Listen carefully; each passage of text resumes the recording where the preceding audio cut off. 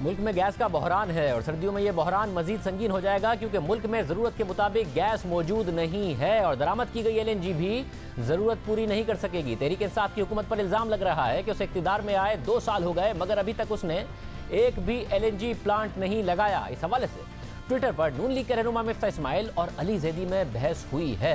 पहले मिफ्ता इस्माइल ने हमारे प्रोग्राम में इल्ज़ाम लगाया कि अली जैदी की वजारत एलएनजी टर्मिनल की इजाज़त देने के लिए सरमायाकारों को तकलीफ दे रही है।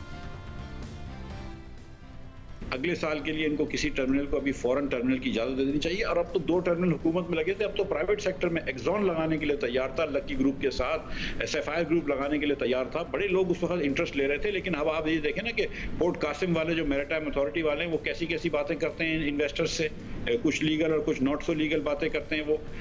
तो उसके बाद आप इन्वेस्टर्स को डिस्करेज कर रहे हैं। अब मैं क्या बोलूँ, हम तो करप्ट लोग हैं, ये तो दूध में नहाए हुए हैं, लेकिन बातें ही अजीब अजीब कर रहे हैं। उसके बाद इसकी वजह से फिर इन्वेस्टर भी नहीं आ रहा है। नहीं मगर ये मैं समझा नहीं, आप क्या बातें कर रहे हैं, बात की तो मुकम्मल कीजिए, क्या बातें कर रहे हैं। पूछ लीजिए कि ये जो कितने मैरीटाइम मिनिस्ट्री वाले कितनी तकलीफ दे रहे हैं पोर्ट कासिम पे नए टर्मिनल की इजाजत देने के लिए, और क्या क्या चीजें मांग रहे हैं, वो पूछ लीजिए इनसे। मुझसे क्यों बुलवा रहे हैं आप। और फिर अली जैदी ने मिफ्ता इस्माइल पर जवाबी इल्ज़ामात लगाए जिनका आज मिफ्ता इस्माइल ने जवाब दिया। अली जैदी ने 30 सितंबर को ट्वीट किया कि अब जबकि मिफ्ता इस्माइल ने एलएनजी टर्मिनल्स पर पेंडोरास बॉक्स खोल दिया है तो कुछ हकाइक को दुरुस्त करते हैं। पहली बात तो यह है कि नून लीग की हुकूमत में कायम किया गया टर्मिनल सस्ता तरीन नहीं है। ये टर्मिनल दुनिया भर के महंगे तरीन टर्मिनल्स में से एक है। अली जैदी ने एक चार्ट शेयर किया और लिखा कि इस चार्ट से वाज़ेह हो रहा है कि दर्जनों टर्मिनल्स नून लीग के 2 टर्मिनल से सस्ते हैं। मिफ्ता इस्माइल अपनी करप्ट क़यादत की तरह गलत बयानी करते हुए पकड़े गए हैं। अली जैदी ने कहा कि मिफ्ता का दावा है कि टर्मिनल्स पर टैरिफ गारंटी शुदा है। मार्च 2020 में ओगरा ने $2.2 फी MMBTU का टैरिफ चार्ज किया। फिर अली जैदी ने मजीद लिखा कि तीसरी बात यह है कि क्या मिफ्ता इस्माइल ये बताएंगे कि उस वक्त के PLTL के सरबराह आजम सूफी ने इस्तीफा क्यों दिया था। हकीकत यह है कि उन्हें कहा गया था कि वो इदारे में होने वाले नुकसानात को छुपाएं। ये थे अली जैदी की तरफ से उठाए गए चंद सवालात और इल्ज़ामात जिनका आज मिफ्ता इस्माइल ने तफसील से जवाब दिया। मिफ्ता इस्माइल ने लिखा कि $5 मिलियन का सवाल यह है कि क्यों पोर्ट के वजीर अली जैदी एलएनजी टर्मिनल्स के हवाले से ट्वीट कर रहे हैं। ये तो वजारत पेट्रोलियम का काम है। अली जैदी की ट्वीट्स तहरीक इंसाफ के दीगर वज़रा की तरह झूठ पर मबनी हैं। उन्होंने मुझ पर जाती हमला क्यों किया? मुझ पर जाती हमले की वजह हाल ही में अली जैदी के बारे में मेरा बयान देना है। मैंने कहा था कि अली जैदी पोर्ट कासिम पर एलएनजी टर्मिनल की इजाज़त देने में ताख़ीरी हरबे इख्तियार कर रहे हैं और कानूनी और गैर कानूनी मुआवजा मांग रहे हैं। मिफ्ता इस्माइल ने कहा कि ये सबके इल्म में है। वजारत पेट्रोलियम के हुकाम और सरमायाकारों में शदीद मायूसी की वजह बनी हुई है।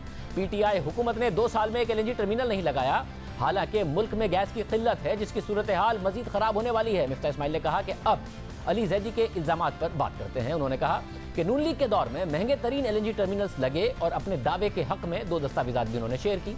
अली जैदी ने दावा किया कि एंग्रो एलएनजी टर्मिनल के चार्जेस 66 सेंट पर दुनिया में महंगे तरीन टर्मिनल्स में से एक है। मिफ्ता इस्माइल के मुताबिक यह दावा गलत है। सच ये है कि जब ऑपरेशन शुरू होने के पहले साल हमने मुआहदे और मार्केट की सूरत हाल की वजह से कैपेसिटी को कम रखा तो उस वक्त भी एंग्रो एलएनजी टर्मिनल दुनिया के सस्ते तरीन टर्मिनल्स में से एक था। ऑपरेशन के दूसरे साल में जब हम 6 एलएनजी कार्गो फी माह पर चले गए तो ये दुनिया का सबसे सस्ता एलएनजी टर्मिनल बन गया और आज तक सस्ता तरीन है। मिफ्ता इस्माइल के मुताबिक अली जैदी ने दूसरी तस्वीर में $2.2 के टर्मिनल चार्जेस का दावा किया। अगर वो खुद ही अपने शेयर किए गए टेबल में ऊपर देखते तो उन्हें नजर आता कि ये मार्च 2020 का डेटा है और उसकी वजह यह थी कि मार्च 2020 में तहरीक इंसाफ की हुकूमत ने सिर्फ 1 कार्गो मंगवाया था।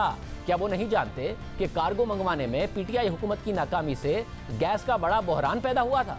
सवाल यह है कि तहरीक इंसाफ की हुकूमत क्यों LNG कार्गो लेने में नाकाम हुई? जब महाना 6 LNG कार्गो आ रहे थे तो उस वक्त चार्जेस 41 सेंट थे। ये दुनिया में सबसे ज़्यादा सस्ते रेट है। अली जैदी ने मार्च 2020 की ओगरा की वर्कशीट दिखाई।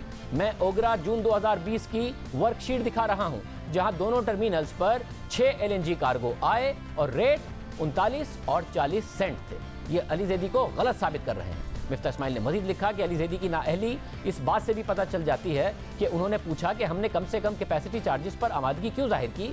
ये एक वजीर की तरफ से मज़हका खेज दावा है जो 2 सालों से ये दावा कर रहा है कि वो 3 मजीद LNG टर्मिनल लगाएंगे।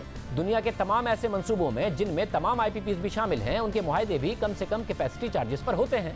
कोई ऐसे मंसूबे में क्यों सरमायाकारी करेगा जहां उसे कम से कम इस्तेमाल की गारंटी नहीं दी जाएगी। फिर मिफ्ता इस्माइल ने लिखा कि अली जैदी ने कहा कि मैंने PLTL के सरबरा आजम सूफी को गैर कानूनी हुक्म दिया कि इदारे के नुकसानात को छुपा दो, इसलिए उन्होंने इस्तीफा दे दिया।